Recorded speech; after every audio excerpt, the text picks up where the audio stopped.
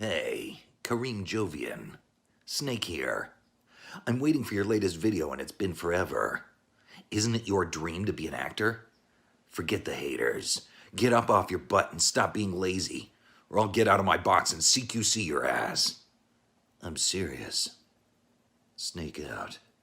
What's up guys, and welcome back to my channel, KJ Plays. First off, I want to give a huge shout out to David Hayter, the legendary David Hayter, from the works like the Hulk, X-Men, and the legendary voice of Solid Snake.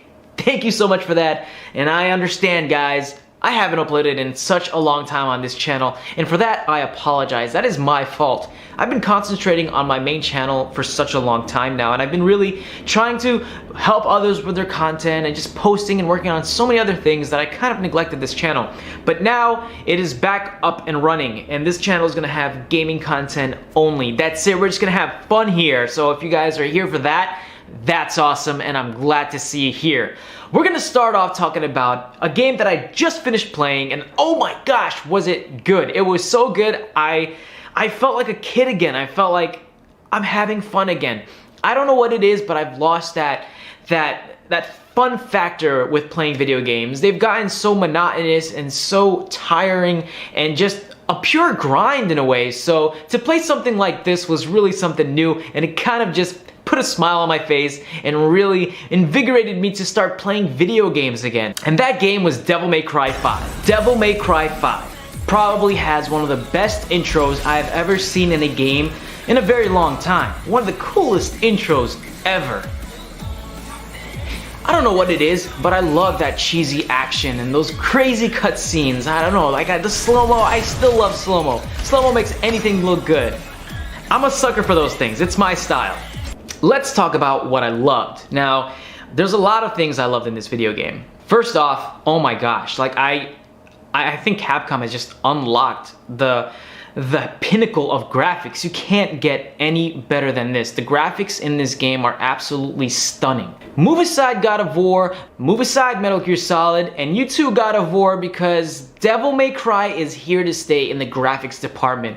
Guys, I have never seen graphics like these, and I think Capcom has unlocked the pinnacle of graphics to the point where you can't get any better than this. The RE engine is stunning. It's incredible. They've made games like Monster Hunter World on it, Resident Evil 7, Resident Evil 2, and now Devil May Cry 5. And the engine is incredible. It's smooth, snappy, and it looks so realistic. I'm loving the RE engine, and I hope to continue making games with it because I feel like it's a lucky charm for them. So far, any game they created on the RE engine has been a hit, especially with me. Devil May Cry introduces some new characters along with many old characters from the series past. Now, if you played this game, then you know what I'm talking about. I don't want to ruin it for people who haven't played it yet, but I'll say it anyway because I'm pretty sure that it's not going to be ruining it for anyone because, I mean, if you look at YouTube, it pretty much says everything out there. I'm not going to give any story elements, but I'm going to talk about the characters that are in there. Dante's there, Virgil's there, his twin brother, Nero. So you have a lot of the characters coming back from the Devil May Cry series, like Dante, Virgil, Nero, Trish, and that girl with the two different color eyes. I forget her name, but those are the characters that come back. Nico, she was cute, she was cool, she was awesome, and I think she helps you out. I mean, she was great to have. It's a way to customize yourself and also upgrade your arm. It seems like there are so many different arms and secret arms that you can unlock to do all these really cool moves and combos in the attacks with Nero, which made him really fun to play as.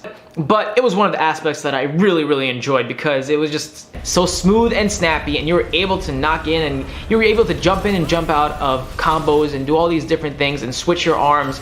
It was just really great, and I'm glad they added that. It was lots of fun. So Nico, she was awesome, and I love how she looks, her whole look, and you know, it's a Japanese game, so obviously the girl is sexualized a bit, but I never really minded that. I mean, it's just a video game, so who really cares? But she was cool. The facial animations were not uncanny, and especially with all the characters. You know, you kind of always feared that when they do a facial expression, it's gonna look weird, but then you're like, it actually looks normal. It looks too realistic, and it was great. And the length of the game, I actually liked the length of the game. I don't know what it is, but I felt like it was a sweet spot. It hit that sweet spot for length for me. It wasn't too long. It didn't overstay its welcome, and I feel like, you know, for the 40 bucks that I got it for, I mean, mean, which is, I think, a fair price. That's how much I got it on PC. It was well worth it. I played it from beginning to end. I tried to unlock all the secret missions, and I had lots of fun with it. So for me, the length was not a problem at all. Definitely worth the price tag.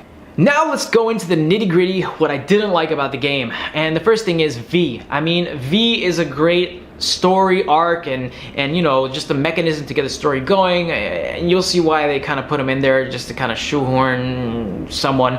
I just didn't want to play as him. I mean, I feel like he was a great character for beginners to play because he's very easy, and it's so easy to just rack up combos and link up stylistic points because you're always far from the action and you control your creatures like Pokemon. So I thought I just didn't want to play as him. I just didn't like the fact that it would force you to play as different characters all the time. It would be great to just play as one character, stick with that character throughout the end, and then choose another character and replay the game with that character and just, you know, and continue that with V. But you were forced to play with some of the characters and then you were forced to play with V. I felt his voice acting was kind of like he was, I don't know, falling asleep, and I just, his story is cool, but I just didn't want to play as him. I wanted to get more out of Dante's story. I mean, as you can see, Dante is getting older, and I don't know why they made him that old. I mean, there's nothing wrong with getting old, but just, what's the point of that? He's a demon. I don't think they're supposed to age that much. Like my friend says, hashtag not my Dante. I don't know. He just looks weird, okay? But he still looks cool, and he still has that awesome personality, but he looks way older. It's a video game. He doesn't need to get that old, you know? Like, they made him seem so tired, which leads me into the cutscenes. I felt like the cutscenes were just short, really short, and not long enough. You want that, you know, especially for a game that's this short, it would have been amazing to have more cutscenes, just kind of like, just showing us the glory of the graphics and the amazing, I mean, it probably was really expensive to have a lot of cutscenes for that game, so that's why they were really short and then far in between. It would have been nice to have a lot of cutscenes, because one of the reasons why Devil May Cry 3 was my favorite was because of the awesome cinematic cutscenes. It was very rewarding to get through the game. You know, when you finally finish a mission or a boss, you're treated with a very awesome cutscene, especially when you unlock new weapons. They kind of had that here in Devil May Cry 5, but it didn't happen so much. And I think you only got like one new weapon. Most of the weapons were like from Devil May Cry 3, which a lot of people really enjoyed, and I can see the reason why they added those weapons back in. So all in all, the DMC5 story was kind of weak. There wasn't really much going on. I wish they just put more cutscenes, and the story probably would have shined a little bit more. That's why Devil May Cry 3 is still my favorite, but Devil May Cry 5 was awesome. It was incredible. When you compare it to the other games, I think Devil May Cry 3 is still top tier. It's just up there as being one of the greats, and I don't think Devil May Cry 5 has pulled it down yet, but maybe with Devil May Cry 6, who knows, because they're getting there. They're getting there for sure. So in conclusion, I'm just gonna wrap this up. I thought this is great. I mean, it's great to be a gamer again. I was kind of losing faith in gaming, but now these single player stories are coming back, and I'm really happy about that. I love competitive gameplay, but I'm not really, you know, it's something I always want to do. I want to play games with stories too. I love being inspired, as, you know, being a creator myself. I love to see stories and games that you could enjoy by yourself, and that's why I love playing a lot of games like Shenmue, Yakuza, Metal Gear Solid, and Devil May Cry 5. It's just something to really enjoy by yourself. Single player stories need to come back, and I think this is a great way for them to come back. So I can't wait to see what's next. There's nothing wrong with competitive play if you guys are into that. I love competitive play, but it's not something that I like to do a lot more often. I do gaming specifically for story, and that's one of the major things for me, because I'm a filmmaker. I love to film and I love to act, so it's just it's like watching a movie for me, but I also get to be interactive with it, which is huge for me.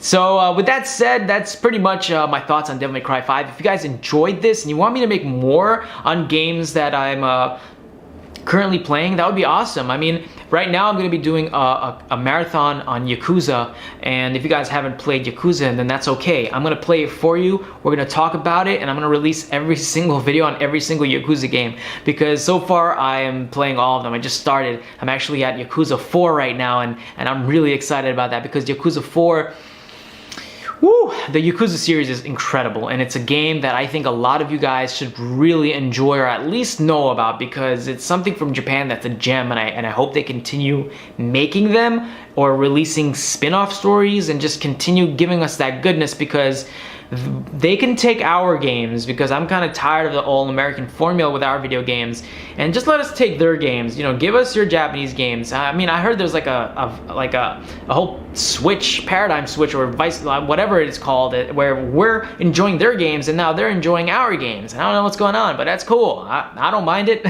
Give us all your games, Japan. We will play all of them.